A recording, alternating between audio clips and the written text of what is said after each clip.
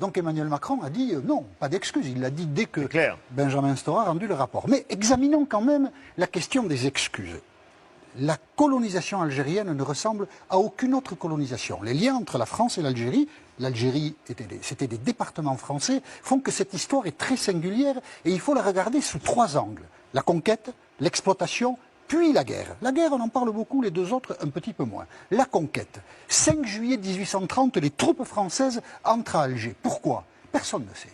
En fait, il n'y a pas de bonne raison. On a dit bateau pirate, c'est faux. La marine anglaise a détruit les bateaux pirates algériens en 1827.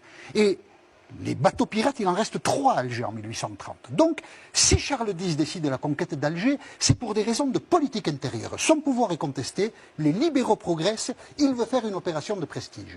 Et Alger est conquis le 5 juillet, mais le 30 juillet, Charles X est foutu dehors.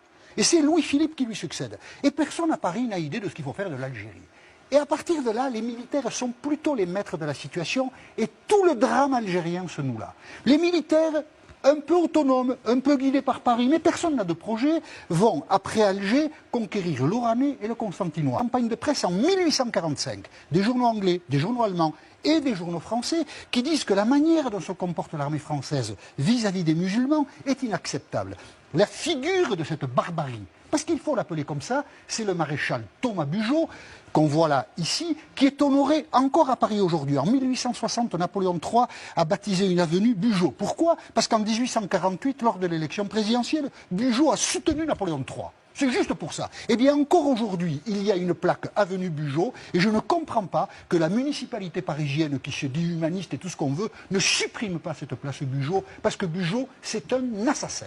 Ça, c'est la conquête, elle dure 27 ans. Alexis de Tocqueville, dans un rapport sur l'Algérie, où il dit beaucoup de bêtises, Alexis de Tocqueville, il dit ça, qui est quand même très juste, nous avons rendu la société musulmane plus barbare qu'elle n'était avant de nous connaître. Il y a eu des lanceurs d'alerte en Algérie.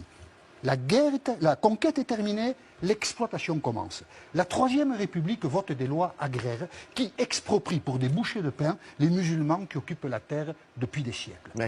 Les musulmans sont chassés. Ils connaîtront des années de famine, les musulmans, sur leur territoire. Et pourquoi? Personne n'est capable de l'expliquer. Mais se constituent des familles coloniales d'origine européenne, française, mais beaucoup d'Espagnols et d'Italiens. L'Algérie française, en fait, est composée d'étrangers. C'est assez cocasse.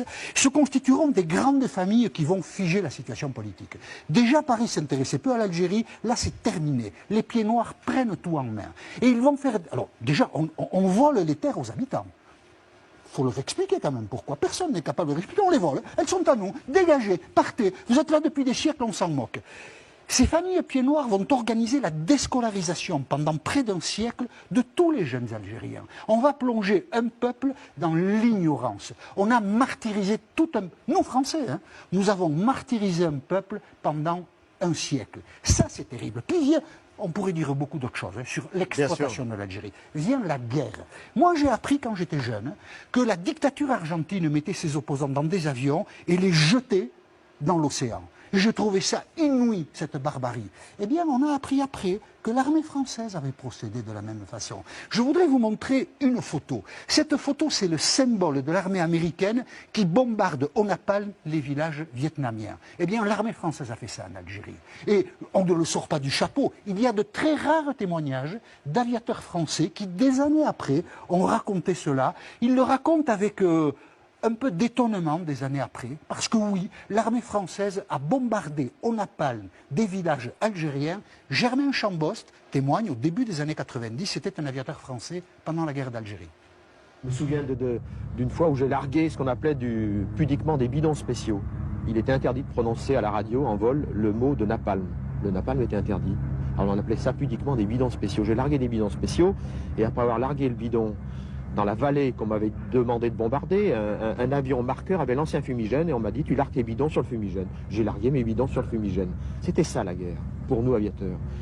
Et puis en dégageant, j'ai vu quelqu'un qui courait, qui avait le feu dans le dos. J'avais brûlé un type. Oui, c'est vrai, on y pensait après, on avait brûlé des types. En dégageant, j'ai vu que j'ai brûlé un type. La conquête, l'exploitation, la guerre, ce sont 3 bonnes raisons pour présenter des excuses aux Algériens aujourd'hui. Parce que ce qu'a fait la France en Algérie pendant 130 ans est franchement scandaleux.